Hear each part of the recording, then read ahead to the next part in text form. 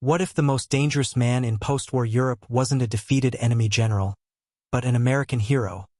A four-star legend whose own country feared what he might do next.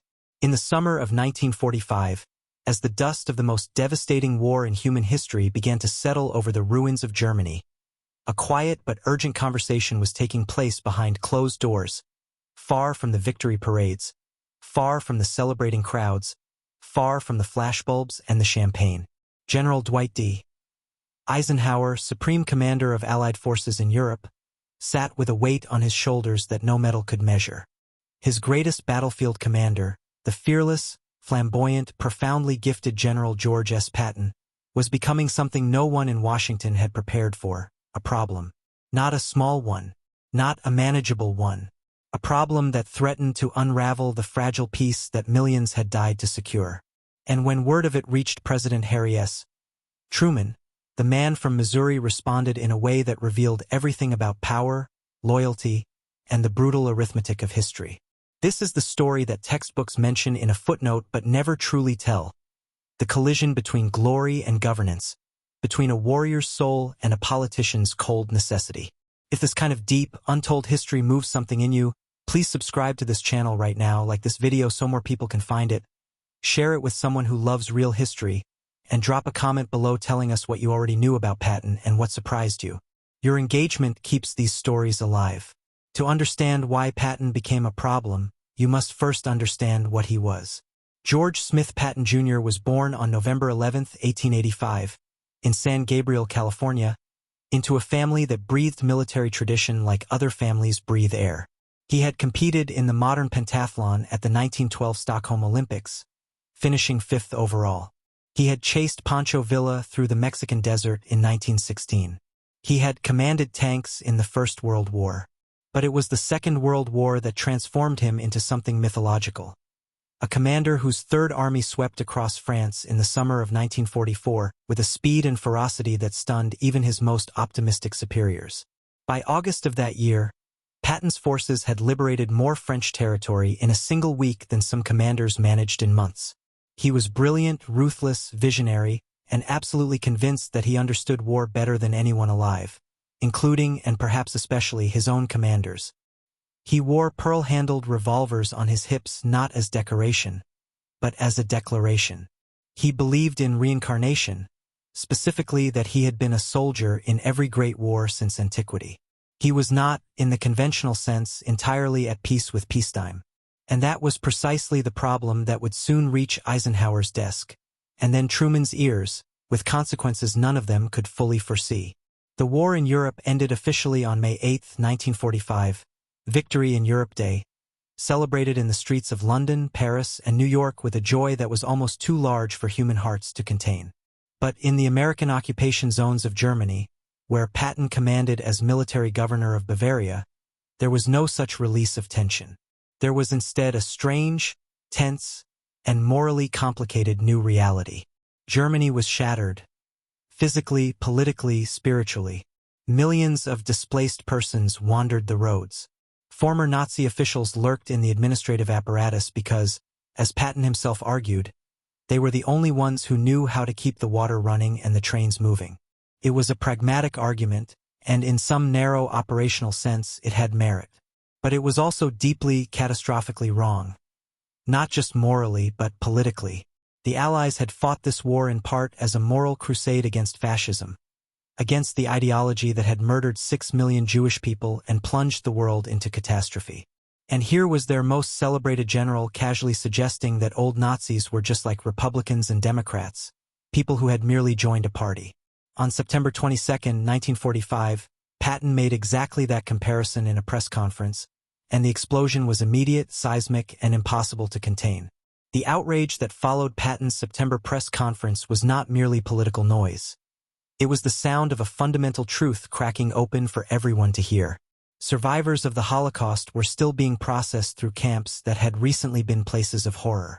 Jewish displaced persons were living in squalor in some zones, and investigators from Washington had already filed alarming reports about conditions under Patton's command.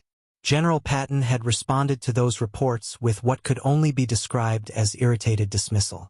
He found the displaced persons difficult to manage. He found the whole business of denazification, the official Allied program to purge Nazi influence from German institutions, to be an inefficient distraction from what he saw as the real emerging threat, the Soviet Union. Patton had by this point become convinced, with a certainty that bordered on obsession, that the United States was making a catastrophic mistake by stopping its forces at the agreed boundaries with the Soviets. He believed the American army should push east, that the Soviets were the true enemy, that the war wasn't really over, it was merely paused. He said these things out loud, to journalists, to subordinates, to anyone who would listen. And those words were traveling fast, through cables and dispatches, all the way back to Frankfurt, where Eisenhower read them, and eventually to Washington, where Truman's advisors placed them on the president's desk. Eisenhower had known Patton for years. They had served together, argued together, and together had helped shape the greatest military alliance in modern history. Ike understood Patton the way you understand a powerful and unpredictable force of nature, with respect, with caution, and with a clear-eyed recognition that the same qualities that made him magnificent on a battlefield made him profoundly dangerous in a political landscape. By the fall of 1945, Eisenhower was no longer just a general. He was a diplomat in uniform, managing relationships with the British, the French, the Soviets, and the civilian leadership in Washington. Every reckless statement Patton made landed on Eisenhower's desk like a grenade with the pin already pulled. On October 2, 1945, Eisenhower summoned Patton to his headquarters in Frankfurt and delivered what witnesses described as a devastating, almost sorrowful conversation. Eisenhower told Patton that he could no longer defend him, that the political damage had become too severe, that the press was calling for his removal, that Washington was watching with growing alarm. Patton reportedly sat there, this titan of war, and said that he understood, though everything in his bearing suggested that he did not really, not in the way that mattered. Eisenhower then relieved Patton of command of the Third Army, reassigning him to lead the 15th Army, a largely administrative force with no operational role, a gilded cage for a man who had lived his entire life for the charge. This is exactly the midpoint of a story that deserves to be heard by every person who believes history is simple. So if you haven't subscribed yet, please do it right now, like this video, share it with a friend or family member who loves real stories about real people, and tell us in the comments. Did you know Patton was relieved of the Third Army command before his death? What part of this story hits you the hardest? Word of Eisenhower's decision, and the reasoning behind it, traveled swiftly to Washington. President Harry S. Truman, who had been in office barely 6 months at this point, having assumed the presidency on April 12, 1945, after Franklin Roosevelt's death at Warm Springs, Georgia, was a man of remarkable directness. He was not given to sentiment in political matters, even when the matter involved one of the most celebrated soldiers in American history. Truman had his own complicated feelings about military commanders who confused battlefield glory with political authority. He had seen it before, and he would see it again, most famously with Douglas MacArthur, whom he would relieve in April 1951. But in the fall of 1945, it was Patton who occupied Truman's attention. According to accounts from aides and later declassified documents, Truman's response when briefed on Patton's conduct and Eisenhower's concerns was blunt to the point of cruelty. Patton was a great soldier, Truman acknowledged, perhaps one of the greatest the country had ever produced. But greatness on a battlefield was not a license for recklessness in peace. The war was over. The rules had changed. And men who could not change with them, no matter how many medals they wore, were liabilities, not assets. Truman backed Eisenhower completely, and that backing meant the decision was final. What makes this moment so extraordinarily human, so much more than a bureaucratic personnel decision, is what it reveals about the interior lives of these men. Patton, stripped of his army and his purpose, was not merely professionally diminished. He was existentially lost. He had defined himself entirely through war, through movement, through the intoxicating clarity of combat where every decision had immediate, visible consequences. Peace offered no such clarity. The occupation of Germany was murky, morally ambiguous, politically treacherous. A landscape for diplomats and administrators, not for the kind of man who had stood on a Sicilian hillside in 1943, watching his tanks roll into Palermo, feeling, by his own admission, as though he had been born for exactly this moment. In his private diaries, entries that were at times heartbreaking in their honesty, Patton wrote that he feared becoming obsolete, feared that the world would move on and leave him standing in some ceremonial role, saluting at parades while younger men who understood the new order of things built the future without him. He was right to fear it. The world was changing around him with a speed that even he, who had moved faster than almost any commander in history, could not keep up with. And in that gap, between the man he had been and the world that was becoming, lay a tragedy that history has never quite given its proper weight. On December 9, 1945, near Mannheim, Germany, General George S. Patton was riding in a staff car when it collided with a U.S. Army truck at a railroad crossing. The accident seemed minor. The vehicles were barely moving. But Patton was thrown forward with tremendous force and suffered a severe fracture of the third cervical vertebra, a broken neck. He was paralyzed from the shoulders down but remained conscious, alert, and characteristically defiant in the hospital at Heidelberg, where the finest military surgeons available were brought to his bedside. His wife, Beatrice, flew from the United States to be with him. Eisenhower sent personal messages. Well-wishers from across the Allied world cabled their prayers and their hopes. For 12 days, the old warrior fought one final battle, and for 12 days, the outcome hung in genuine uncertainty. Then, on December 21, 1945, at 5:50 in the evening, George S. Patton died of a pulmonary embolism, a blood clot to the lungs, in his hospital room. He was 60 years old.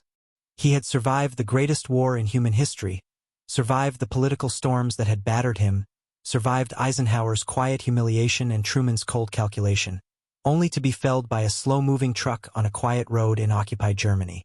The death of Patton landed on Washington like something between a relief and a wound. Truman, who was not a sentimental man but was an honest one, is reported to have acknowledged privately that Patton's passing removed what had become a genuinely complicated situation, while also expressing something that sounded, from those who heard it, very much like grief. Because even the most pragmatic political minds understood that what had died with Patton was not merely a difficult general. What died was a kind of American archetype, the warrior aristocrat, the man for whom war was not a tragedy to be endured but a calling to be answered, a stage on which the deepest human qualities of courage, audacity, and sacrifice could be displayed in their most concentrated form. Eisenhower, who would go on to become president himself in January 1953, rarely spoke publicly about what it had cost him to confront Patton in Frankfurt that October afternoon. But those who knew him well said that the decision never fully left him, that there was something irreducibly sad about the moment when a great man outlives his moment, when the world that made him possible simply ceases to exist, and all that remains is the echo of what he once was, growing fainter against the noise of everything new. History is not a parade of heroes and villains. It is a river of human beings making impossible decisions under impossible pressure, and the story of Patton, Eisenhower, and Truman in the autumn of 1945 is one of the most revealing chapters that river has ever carried. Three men, each extraordinary in his own way, each shaped by forces larger than themselves, navigating a moment of profound historical transition with whatever tools their characters gave them. Patton had the tools of war: genius, ferocity, vision, and a near-mystical bond with soldiers who would follow him anywhere.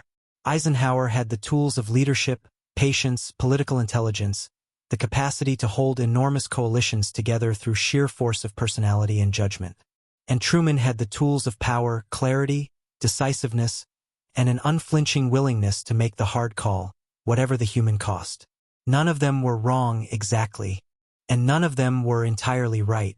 That is what makes this story not just history, but a mirror, a reflection of every organization, every era, every moment when the demands of peace ask something different of its heroes than the demands of war.